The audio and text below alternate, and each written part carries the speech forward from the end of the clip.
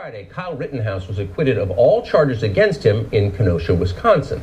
Just 2 days later, a black nationalist BLM supporter drove an SUV through a Christmas parade in Waukesha, Wisconsin.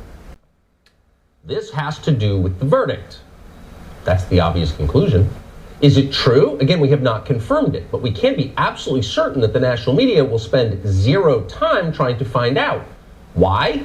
Because they're implicated. No, Tucker, you sick piece of shit. You and every sick motherfucker that voted for that racist piece of crap Donald Trump is implicated. And people like me were screaming, no, you can't do that. Even if he's not racist, just the mere perception that he's racist in our diverse society will be like a toxin and could lead to a civil war. Hell, and you can just look at Marjorie Taylor Greene. This is what she wants. And you're not fooling anybody as to why you want it. It's real simple. Whites are losing the majority, and you can't handle that. Oh my God, we won't be able to control and systematically oppress a whole group of people. And your pathetic attempts and your fear absolutely tell us that this world really isn't fair for all people. You wouldn't be afraid of losing the majority if you really created a world that's fair and treats everybody equally, would you? I see the way you're running this story, that it may be the start of a revolution. Well, let me tell you something. Better just be packing your bags and leaving the country, because guess what? Republicans are only 29% of this country to begin with. When push comes to shove, half the Republicans are going to bail out. What's the plan for you racist pieces of garbage when you're fighting a war against 85% of the rest of the country? If this really is the beginning of your civil war that you've been trying to engineer in America for so long,